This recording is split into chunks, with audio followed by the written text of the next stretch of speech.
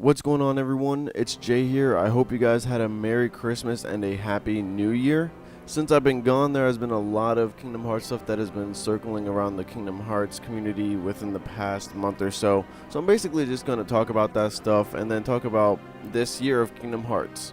First, I want to talk about the stuff that almost everyone has been talking about. That is the screenshots that are showing Monsters Inc. World and Kingdom Hearts 3, as well as a world list for Kingdom Hearts 3 that was leaked, released, or something of the sort.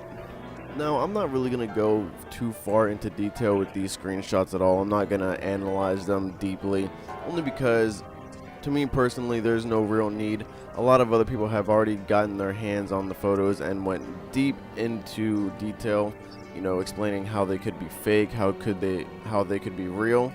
And a lot of other YouTubers put a lot of perspective as to how they could be fake and how they could be real.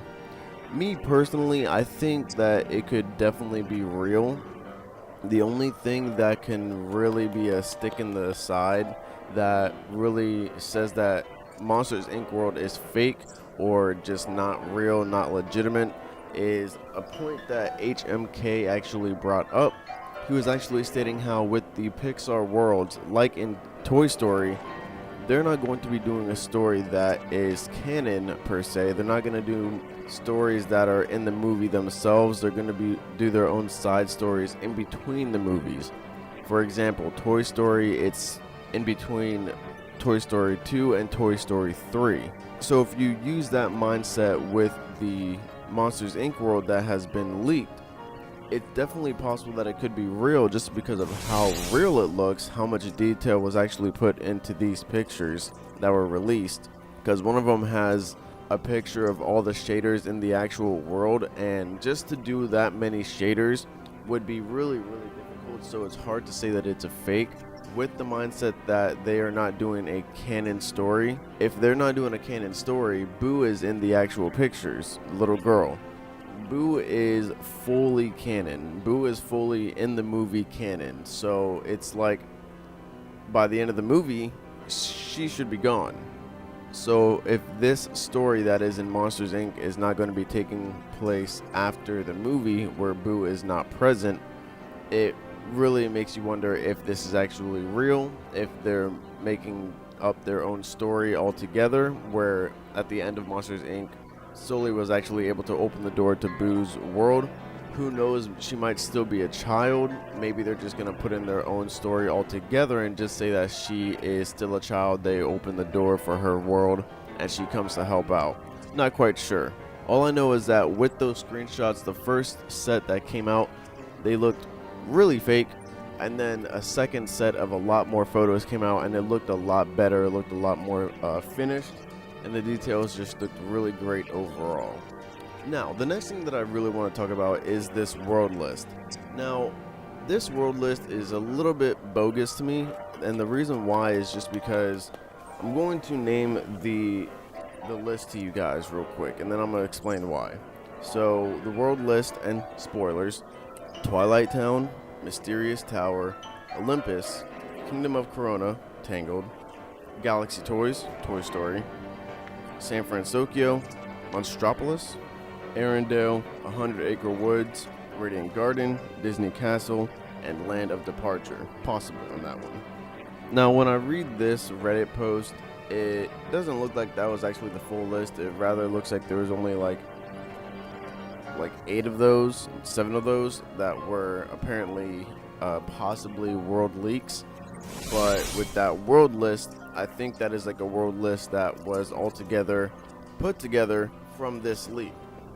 Now, the only issue that I have with this actual world list is the simple fact that every world that was listed in here is something that anyone and everyone with a brain can actually just put together, that these are all the worlds that are going to be in Kingdom Hearts 3. Like Twilight Town, obviously Twilight Town is going to be in Kingdom Hearts 3. Mysterious Tower, literally, why wouldn't that world be there? Olympus, it's already been shown. Kingdom of Corona, already been shown. Galaxy Toys, already been shown.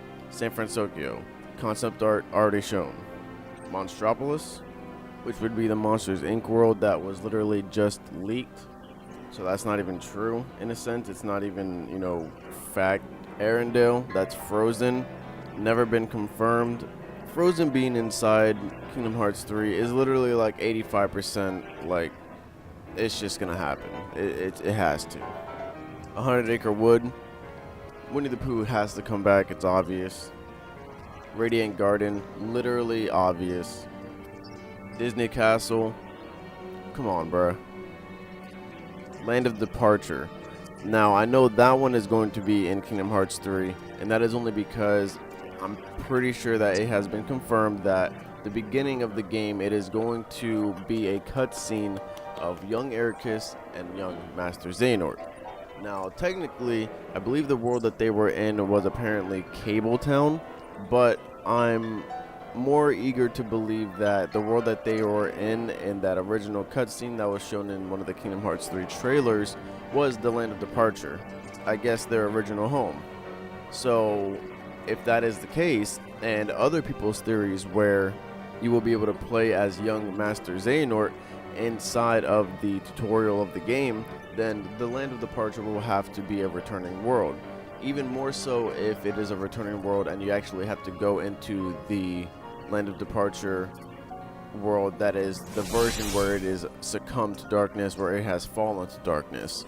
Another reason why I feel like this list is slightly bogus is just because there are a lot of other worlds that have to return into Kingdom Hearts 3 that are not even on this list, like the Keyblade Graveyard.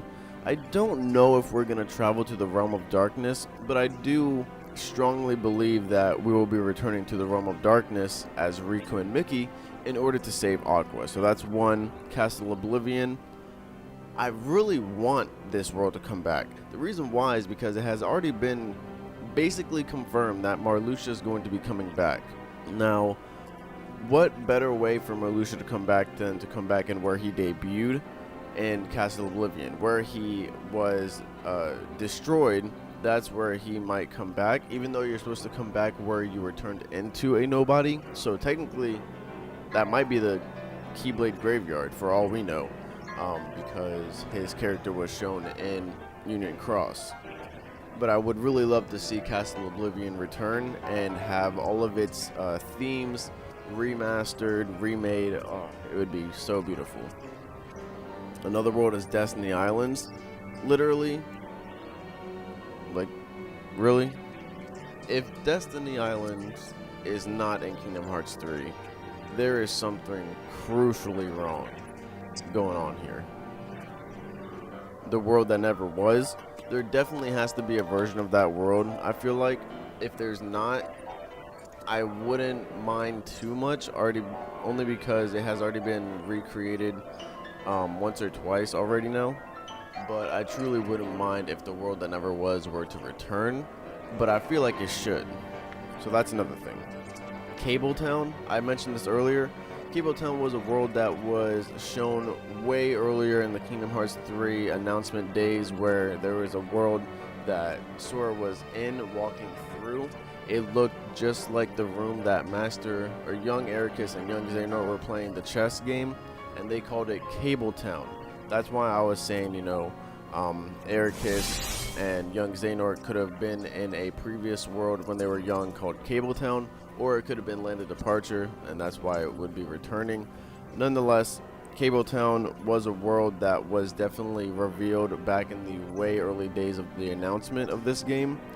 Nothing has ever been said about it since then, but I would still like to believe that a renovated version of Land of Departure called Cable Town, of something of the sort, would still be in Kingdom Hearts 3 as a brand new world.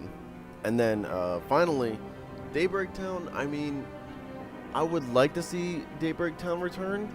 It would just be very confusing if that was added into the story, just because Union Cross is already a completely fucked up story. Not even fucked up. It's just really, it's really different. Let's just leave it there. I don't even know how to describe it. It's really different.